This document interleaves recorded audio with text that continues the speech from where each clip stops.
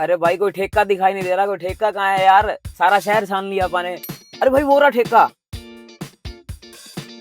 भाई आजकल के तो ठेके बड़े शानदार हो गए हैं, लेकिन दोस्तों इस तरह के प्रीमियम ठेके बहुत ही लिमिटेड स्टेट्स में ही हैं। लिकर पीने के मामले में इंडिया वर्ल्ड की टॉप 3 कंट्रीज में आता है, लेकिन फिर भी इंडिया में सिर्फ 63,000 ही ठेके हैं, और यानी कि 1 लाख लोगों के ऊपर सिर्फ 5 ही ठेके हैं। और वहीं चाइना में 60 लाख लिकर शॉप्स हैं और हम उनका 1% भी नहीं। मतलब वहाँ हर मोड़ पे चीयर्स और इंडिया में हर लाइनों में टीयर्स। दोस्तों महाराष्ट्र में तो 1973 के बाद किसी भी नई लिकर शॉप को लाइसेंस ही नहीं मिला। मतलब वही पुराने ठेके लेकिन बोतलें नहीं। दोस्तों ठेके कम करके गवर्नमेंट लिकर की सेल कम करना चाहती है। यही चीज आपको दिखाई देगी जो इंडिया की टॉप 5 लिकर मैन्युफैक्चरिंग कंपनीज हैं उनकी सेल के अंदर। और वही नेट प्रॉफिट रेशियो की बात करें तो इन कंपनीज की 1 से 5% ही है।